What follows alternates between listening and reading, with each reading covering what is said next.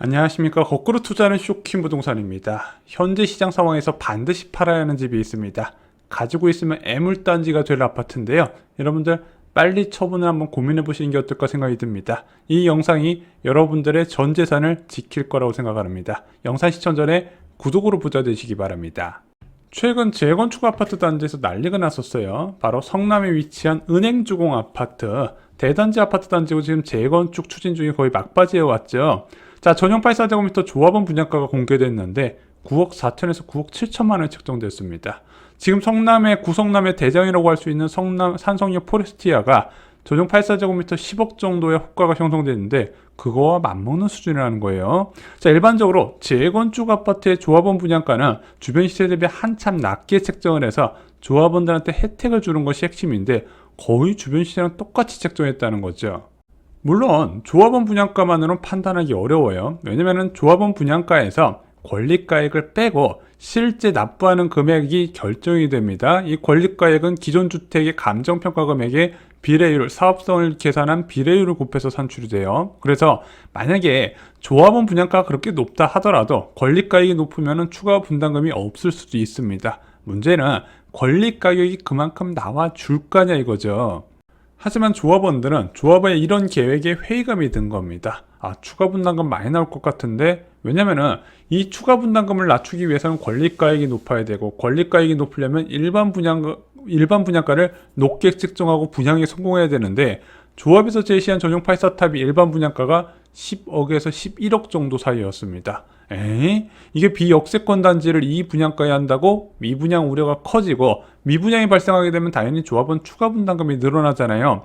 자, 초역세권 매머드급 대장급 아파트 전용 84제곱미터가 10억 서전인데 비역세권의 아파트는 10억에서 11억에 받는다? 야, 이거 판 다시 짜야 되는 거 아니냐? 그래서 여기 조금 차질이 발생한다고 하네요. 왜 이런 계획이 나왔을까요? 솔직히 이거 일반 분양가하고 조합원 분양가 나왔을 때 모두 깜짝 놀랐거든요. 근데 조합에서 그렇게 한 이유가 있었어요. 평당 공사비가 400만원대에서 670만원으로 상승해서 그것을 반영한 금액을 작성을 했다는 거죠. 사업비용 증가에 따른 결과물이더라. 자, 이 아파트 단지가 사업성이 괜찮았어요. 용적률이 116%였단 말입니다. 자, 이 사업성 좋은 아파트도 공사비 증액에 사업 파행으로 가고 있더라. 여기서 시사하는 바가 있다는 겁니다. 노후 아파트를 가진 분들의 흔한 착각에 대해서 한번 말씀을 드릴게요. 동탄 파크리스 A 55블럭 입주자 모집 공고 받더니 건축비가 3억 3천만 원이 책정됐습니다.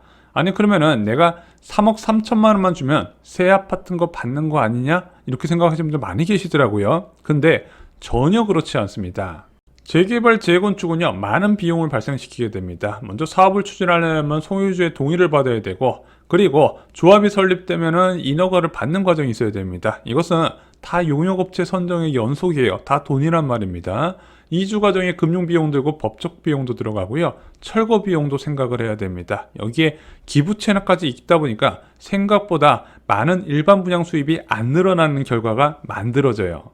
만약 재건축 사업에서 일반 분양 없이 그대로 비용을 소유주한테 청구하면은 한 5억 6억 달라고 할 겁니다. 자, 당연히 열에 9명은 이렇게 이야기하겠죠. 조합원 중 나 돈 없어요, 못해요. 그래서 일반 분양 수입이 재건축 재개발 사업의 운명을 결정한다 해도 과언이 아니에요. 일반 분양 수입을 많이 받아서 이런 많은 비용을 줄여나가는 것, 한 사람의 추가 분담금을 줄여나가는 것이 재건축 사업의 핵심이죠. 자, 이제 한국은 저층 아파트 재건축 시대가 끝나갑니다. 5층 이하 재건축 사업장 이제 거의 다 끝물에 가깝단 말입니다. 이제부터 재건축에 들어가는 거 대부분 15층 이상의 고층 재건축 사업으로 넘어가게 된다는 거죠. 자, 5층 이하 재건축 사업장은요, 일반 분양 물량이 많았어요. 예를 들어 볼게요. 고덕동 아르테온 총 세대수 4066세대에 총 일반 분양 세대수가 1397세대였습니다. 임대 물량 떼고서도 일반 분양 물량이 무려 40% 가까이 나왔다는 거죠. 반면에 15층 이상 고층 재건축 사업장은요, 일반 분양 물량이 적어요. 레미안 원밸리 볼까요? 총 세대 2990세대의 일반 분양 물량 224세대밖에 안 됩니다.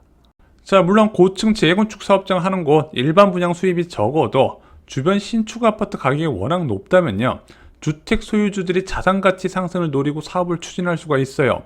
현재 고층 재건축이 이루어지는 곳 보면은 대부분 고가 아파트 밀집 지역 강남 상구에서 많이 시행되고 있죠.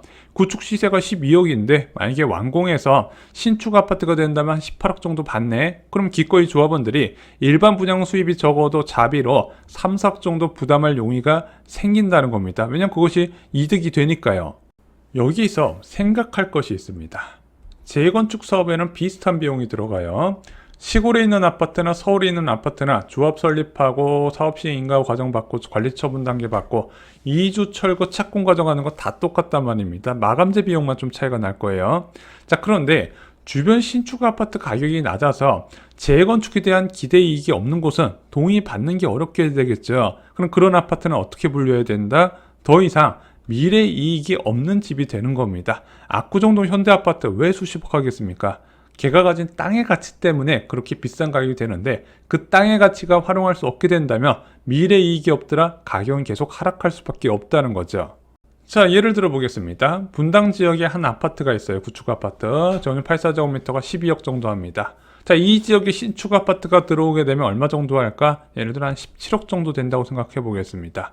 자, 이 정도 5억 정도 시세 차이 기대 이익이 발생하게 된다면은 조합원들이 한 3억에서 4억 정도 분담하는 게 가능해요. 일반 분양 물량이 적더라도 그거 감안해도 내가 돈 대어내고 신축 아파트 짓자 이렇게 나올 수가 있다는 겁니다. 자, 일산 지역도 예시를 들면요. 한 6억 4천 정도 되는 문촌 8단지 동아파트가 있습니다. 자, 연식이 지나서 재건축을 한번 하려고 했더니 이 아파트가 재건축되면 얼마나 받을까? 한 10억 5천 정도면 수요 많을 것 같은데 야, 그러면은 재건축 3, 4억 정도 부담해서 하는 것이 나쁘지 않은 선택이 될 수 있겠다. 이 아파트 주민들은 이렇게 생각하기 때문에 사업을 추진하게 된다는 겁니다. 그래서 어느 정도 분양가를 높게 측정 가능한 곳은 헌집 주고 세집 받는 수준은 아니지만요. 일반 분양 수익과 조합원 분담금으로 재건축이 가능합니다. 그리고 어떤 시점이 오게 되면 좋든 싫든 이런 구축 아파트는 재건축은 하긴 해야 되기 때문에 앞으로 이런 고층 재건축은 늘어날 거라고 보는 거죠. 왜냐하면 아파트라는 게 수명이 있습니다. 시간이 갈수록 거주 여건이 눈에 띄게 나빠지거든요. 일단 주차장 부족하죠. 이건 당장에 이제 일어나는 문제고 배관의 노후화가 일어나기 때문에 녹물이 계속 나오고요. 열 손실이 발생해서 난방비가 늘어나게 됩니다. 그러면 어떤 결과가 나온다? 시간이 갈수록 수요는 없고 이런 단점 때문에 공급만 늘어나는 아파트 단지가 된다는 겁니다. 그래서 선택이 아닌 필수로 재건축을 할 수밖에 없다는 겁니다. 지금 90년대 지어진 아파트 결국에는 자기네들이 좋든 싫든 하는 시기가 반드시 오게 된다는 거죠. 자, 문제는 재건축을 할 수 없는 단지들도 분명히 있다는 겁니다. 수도권 아파트 단지 중에서.